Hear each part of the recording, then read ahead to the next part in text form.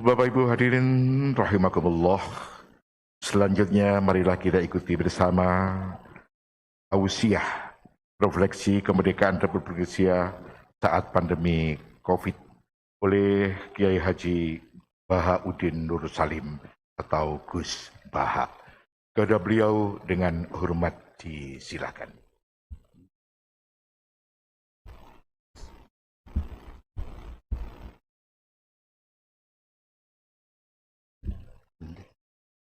Assalamualaikum warahmatullahi wabarakatuh. Nahmaduka ya ghafuru ya syakuru wa salli wa sallim wa barik ala sayyidina maulana Muhammadin wa ala alihi wa sahbihi wasallam wa ba'du. Yang sangat saya hormati, juga kita hormati, semua kita menghormati Bapak Wakil Presiden Republik Indonesia Profesor Dr. Haji Ma'ruf Amin.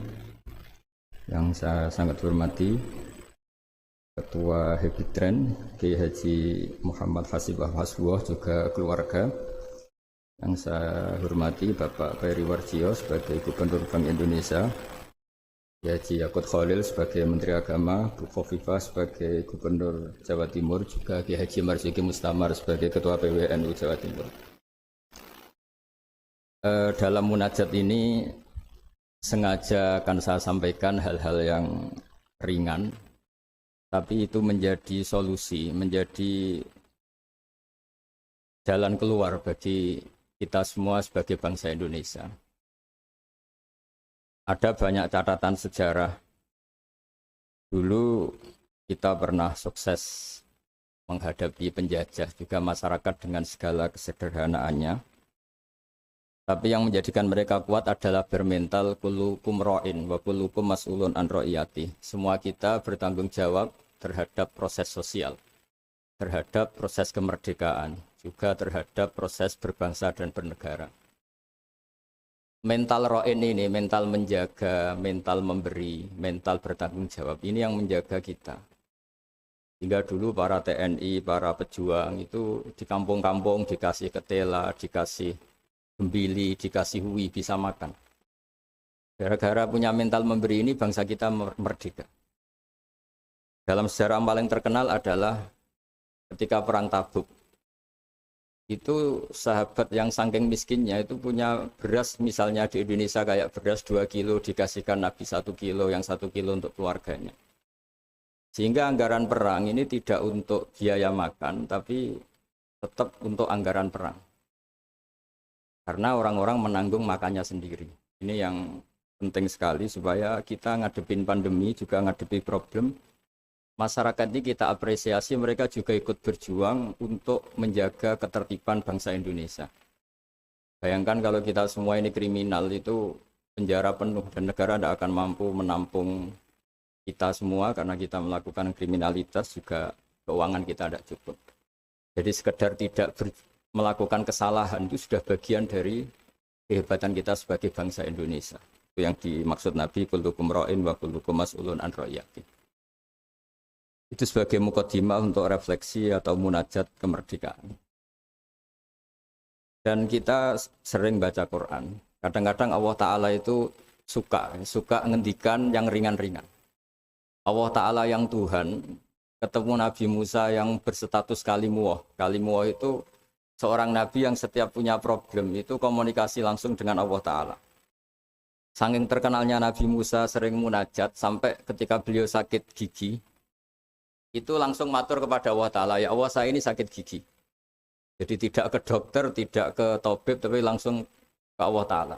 Bersama Allah Ta'ala dikasih tahu, coba kamu ngunyah rumput ini, jenis ini. Setelah dikunyah, Nabi Musa sembuh. Suatu saat beliau sakit gigi lagi. Tidak lagi konsultasi dengan Allah, tapi langsung nyari rumput itu, kemudian dikunyah tambah sakit. Tambah sakit, Nabi Musa tanya, ya Allah ini sesuai resep pertama, kenapa tambah sakit? Berjawabnya Allah, dulu kamu percaya saya punya kekuatan menyembuhkan, sekarang percaya kamu sama rumput, silahkan minta sembuh dari rumput. Akhirnya semenjak itu jadi syariat bersama bahwa ikhtiar harus tetap hasbiyallah wa ni'mal wakil, meskipun tawakal juga harus tetap ikhtiar. Karena di semua cerita-cerita itu Nabi Musa tidak langsung disuruh berdoa, tapi disuruh ikhtiar, yaitu dengan mengunyah rumput tertentu yang menjadi obat sakit gigi.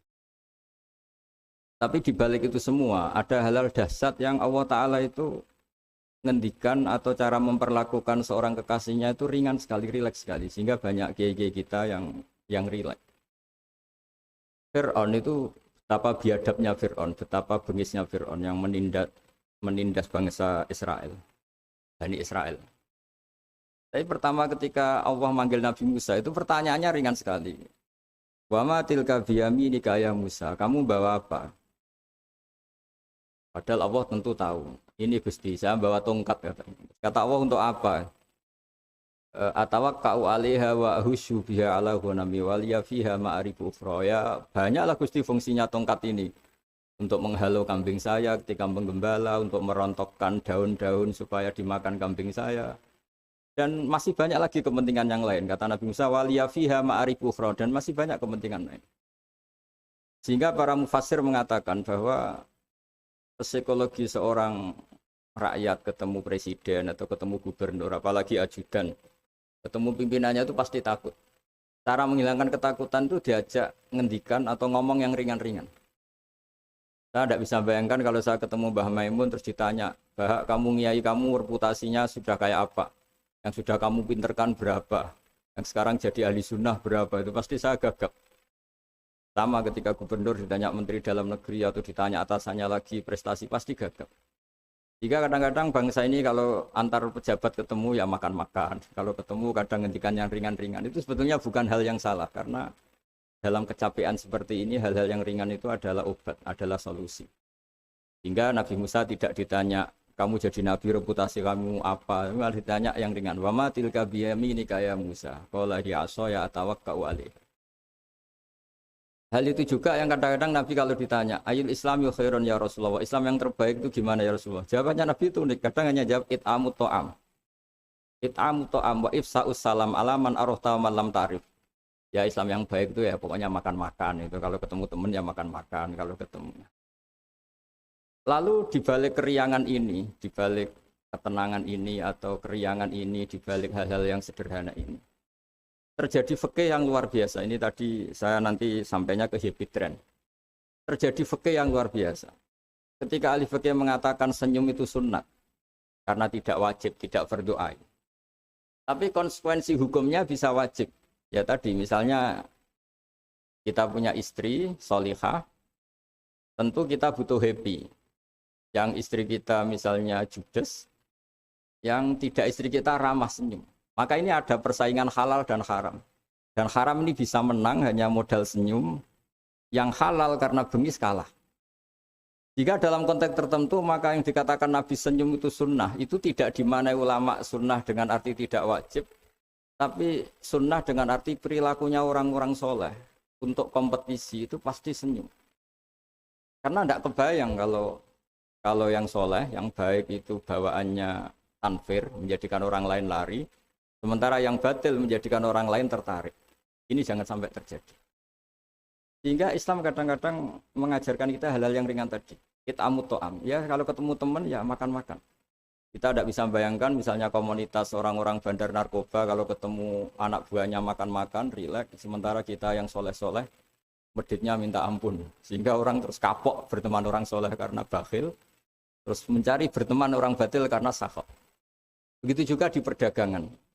Di perdagangan kita ingin produk halal ini menjadi inspirasi kita, menjadi mental kita. Sehingga barokahnya produk halal ini, kita tidak butuh lagi produk yang haram. Wa aghnina bi halalika an haramik. Semoga dengan halalmu ya Allah, kita tidak butuh lagi haram. Misalnya orang-orang soleh itu kalau sholat senangnya minta ampun. Bisa sholat saf awal senangnya minta ampun. Menemukan imam masih takbir, senangnya minta ampun. Sehingga kesenangan-kesenangan ini menjadi tidak perlu lagi senang hal-hal yang haram. Makanya saya ikut ngapresiasi habit trend ini, semoga jadi sistem perdagangan yang menjadikan orang itu jauh dari haram. Di antara haram dalam Islam adalah kita tidak punya harta kemudian menjadi beban bagi orang lain. Fayaku nakalan alan nas, menjadi beban orang lain. Sehingga di makalah Imam Ghazali paling terkenal diantaranya muru'ah. Muru'ah itu harga diri seseorang itu punya uang, punya harta. Kata Imam Ghazali menyitir sebuah makalah orang sebelumnya, apa etika orang kalau ketemu teman? Kata orang itu jawabnya bawa uang katanya. Pokoknya kelihatan cukup. Gitu. Karena kalau kita ketemu teman, misalnya di Jakarta, orangnya sudah kelihatan hanya sanggup sak perjalanan, mesti pikiran pertama wah nyangoni ini karena dia tidak akan kuat beli tiket. Gitu. Jadi belum sudah jadi problem. Sehingga di Ikhya di bab Adabul Kasbi terus di situ disebut Fadhailul Kasbi, keutamaan-keutamaan orang kerja, itu di situ diceritakan betapa pentingnya orang itu kerja, punya aktivitas ekonomi, baik berdagang maupun bercocok tanam maupun apa saja. Karena di antara etika berteman itu kata ulama ini punya uang, karena nanti si sohibul bed ini tidak kepikiran macam-macam. Jadi saya tidak akan cerita panjang lebar, cuma saya pastikan bahwa kegiatan halal itu harus dominan dan harus asik. Karena nanti kalau dalam kompetisi kita yang bernegara sehat, bawaannya marah-marah, orang yang salah bawaannya senyum, pasti pertarungan ini akan dimenangkan yang salah. Begitu juga yang orang bawa kebenaran, bawaannya pikir, sementara yang bawa kebatilan, dermawan, pasti kita akan kalah.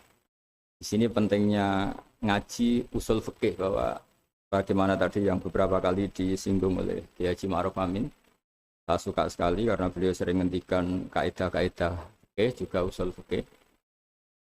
Bahwa masalah pandemi ini atau masalah bangsa ini itu masalah bersama, bukan masalah pejabat saja, bukan tanggung jawab pejabat saja. Karena dalam Islam diajarkan siapapun yang punya kemampuan ikut membantu itu ya wajib. Jadi ukurannya itu siapapun, bukan yang sedang bertugas.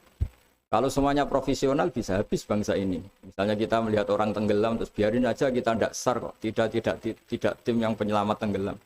Kita melihat orang kecelakaan, saya tidak satlantas, ya biar aja. Tidak bisa seperti itu. Meskipun kita kiai, kalau melihat orang kecelakaan, ya ditolong. Meskipun kita tidak profesi itu, kalau berkesempatan ya menolong. Kalau semuanya profesional, bisa habis bangsa ini. Karena nanti orang tenggelam, nunggu tim SAR datang baru nolong. Nanti ada orang kecelakaan, nunggu Kasat Lantas datang baru nolong. Ya tidak seperti itu. Ukurannya kalau dalam fikih ya, man lahu qudratun alal fi'li, yang mampu melakukan ya harus melakukan. Jadi saya terima kasih sekali sama Kiai Haji Hasib, sama semua keluarga Tambak Beras, bahwa aktivitas dulu yang dilakukan Mbah Wahab Hasbullah sebagai pedagang, sebagai importer kain, sebagai penggerak ekonomi bangsa Indonesia, dan dulu gerakan-gerakan besar Indonesia juga dimulai dari Serikat Dagang. Ini semoga berkah dan menjadikan kita berenergi, kita punya kemampuan untuk riayah, untuk menjaga bangsa ini. Bukan menunggu dikasih. Tapi kalau kita ikut mentalnya riayah, memberi, menjaga, pasti mental kita ini bersama-sama menjaga. Tapi kalau mental kita tidak ikut bertanggung jawab, miskin nyalakan Menteri Keuangan, tidak pinter nyalakan kiai, ribet. Nanti kalau banyak musibah nyalakan kiai, doanya tidak mandi. Wong ada musibah itu karena sanksi orang-orang yang nggak jelas, malah kita disalahin, kan ya ribet. Nanti kalau salah-salahan gitu terus ribet. Alhamdulillah kita tidak punya mental seperti itu. Kita ikut semuanya berdoa, Rabbana dzalamna anfusana, kita semuanya merasa salah. Karena ya tadi termasuk salah adalah misalnya pernah suatu saat Nabi Ayub ditanya istrinya, kenapa engkau sebagai Nabi tidak minta doa di entasnya musibah pada diri engkau? Saya sehat sudah berapa tahun? Ya sekitar sekian puluh tahun. Saya sakit baru sekian bulan. Masih lama mana? Ya lama sehatnya, ya sudah, saya tetap akan jaga syukur itu. Nah, syukur ini penting bukan untuk dablek, tidak peduli, enggak, supaya jaga imunitas. Karena di antara nikmat yang paling pokok itu alladzi at'amahum min ju'i wa amanahum min khauf. Orang bisa makan, hidup kita tidak terancam oleh kepunahan, oleh pembantaian, oleh chaos sosial, itu sudah luar biasa. Karena di antara sifat Allah itu yang memberi alladzi at'amahum min ju', yang memberi makan kamu dari kelaparan, wa amanahum min khauf, dan memberi kamu kenyamanan. Kamu tidak takut, itu sudah nikmat yang luar biasa. Saya sering bayangkan nikmat ini kayak apa. Kalau kita jadi orang Irak, orang Syria, kayak apa nikmat bangsa Indonesia yang teduh, yang nyaman. Ini harus kita syukurin dulu, bahwa kita ingin nikmat yang di atasnya itu, ya ingin pandemi berlalu, ingin ekonomi baik, oke lah, tapi syukur dulu. Supaya tidak lupa lah bahwa kewajiban kita itu alhamdulillah dulu. Jangan karena kemerungsung ingin ideal terus yang sudah kita dapatkan kita hilangkan. Itu bahaya sekali dalam muamalah sama Allah Ta'ala. Sebagaimana tadi yang diskusi yang disitir Bapak Wakil Presiden, siapa yang tidak syukur atas nikmatku, tidak sabar atas balaku, itu maka silahkan mencari Tuhan selain aku, tapi jangan menempat bumiku, jangan menempati bumiku, jangan pakai langitku. Intinya itu betapa bahayanya kita kalau tidak syukur. Saya kira demikian, dan saya terima kasih sekali atas kegiatan atau ide happy trend, tapi saya mohon semohon-mohonnya bahwa ini adalah bagian dari meneruskan tradisi dulu, mulai Pak Wahab, mulai Mbah Hasyim, mulai Mbah Bisri, mulai semuanya lah tokoh-tokoh dari ormas manapun, termasuk dulu ada Serikat Islam, ada Serikat Dagang, karena semuanya ini akan membangkitkan bangsa kita dari keterpurukan. Kita harus jadi kompetitor yang baik sehingga masyarakat ini berkebutuhan yang halal. Karena orang nikmati laba dari dagang, dapat uang dari bisnis, mereka antipati dapat uang dari nyuri, dari korupsi. Jadi semua kebaikan harus dinikmati untuk dalam rangka wa aghnina bi halalika an haramik, supaya kita cukup menikmati yang halal sehingga tidak berkebutuhan lagi sama yang haram. Begitu juga dalam berekonomi, berbisnis dan berperadaban. Saya kira demikian, dan mohon maaf karena tadi saya harus ngaji dulu Bulughul Maram sehingga tidak bisa ngikuti mulai awal. Dan terima kasih. Assalamualaikum warahmatullahi wabarakatuh.